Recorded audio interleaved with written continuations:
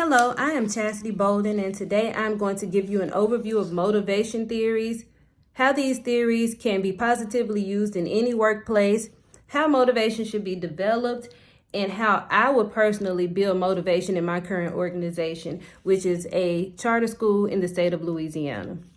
So I'll start by saying, according to Souders 2019, motivation has as many faces as there are human desires, which is very shocking to me. The simplest definition of motivation boils down to basically just wanting, according to Baumeister 2016. We want to change in behaviors, thoughts, feelings, self-concepts, environments, and relationships. So what exactly is motivation? It is an internal process, whether we define it as a drive or a need. It is a condition inside of us that desires something, either in the self or in the environment. So according to Reeve 2015, when we tap into this well of energy, motivation endows the individual with the drive and direction necessary to engage with the environment in an adaptive, open-ending, and issue-solving type of way. So the soul of motivation is energized and persistent goal-directed behavior. Basically, when we are motivated, we take action. For instance, one of the principals I had in Mississippi, she was like a real people person. If she felt, she got to know each and every one of us personally. So if she felt you were off or she felt like you were lagging or whatever, she would come and talk to you to see, what's going on. And I really appreciated that about her, because by the time she left me, I felt like I could take on the world. So with her building that motivation or establishing that with me, whenever she put a task before me, I did it. I didn't ask any questions, and I gave it everything I had. Now, on the other hand, I've also had a school leader that wasn't a people person, so she wasn't very motivating at all. So I did, because of the type of person I am, I always did my job to the best of my ability, but I wasn't as motivated. So in the school system, you have to really be a people person. You have to check on people. You have to have one-on-ones to get to know your people, because if not, then it could result in bad outcomes, and you don't want that in the school. But motivation is guided by the satisfaction of needs that are either necessary for maintaining life or essential for overall well-being and evolution. Motivation is very paramount because it helps us accomplish our goals, enhance our performance, improve our creativity, increase our satisfaction and well-being. It can also help us conquer obstacles, deal with stress, and avoid behaviors that are unhealthy or maladaptive. So now I'm going to discuss a few motivation theories. What they are, basically. They are frameworks that describes what fuels or drives human behavior and performance. There are several types of motivation theories, but they can be widely classified into two major categories, which are content theories and process theories. Content theories pivot on particular needs, values, goals that motivate people. Some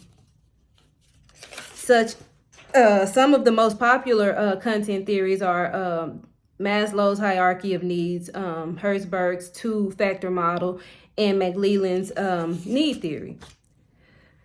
Now, process theories pivot on the cognitive and behavior processes that underlie motivation, such as Bloom's expectancy theory, Locke's goal-setting theory, and Bandura's social cognitive theory. Motivation can be used positively in work settings to enhance productivity, satisfaction, innovation, and well-being.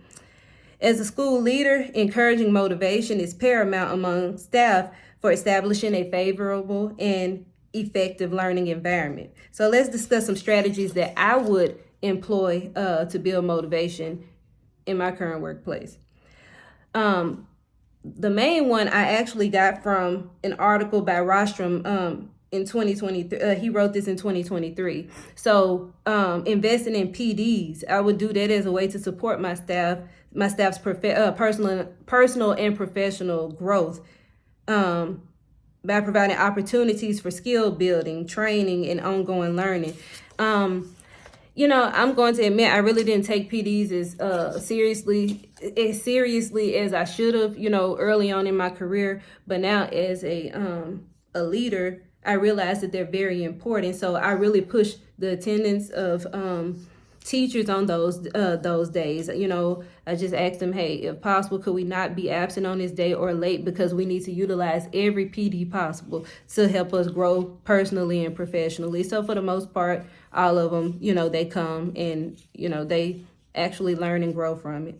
Number 2 is I would set goals with meaning. The goals would align with the school's mission and vision, and I would have meetings to revisit those goals regularly to either provide feedback, make revisions, or celebrate progress. Because sometimes you have to go back to the drawing board because you realize the goals you set don't really align as much as you thought they did with the school's mission.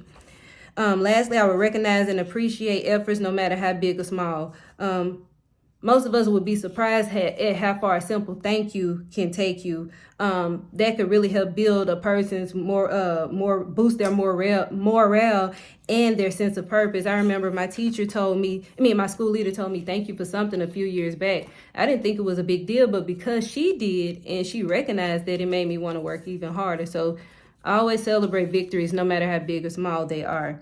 So in summary, motivation theories are useful frameworks to comprehend and enhance human behavior and performance. It can be positively used in the workplace to improve various outcomes. It can also be developed by applying the methods and strategies of motivation theories and modifying them to your own and the needs of others.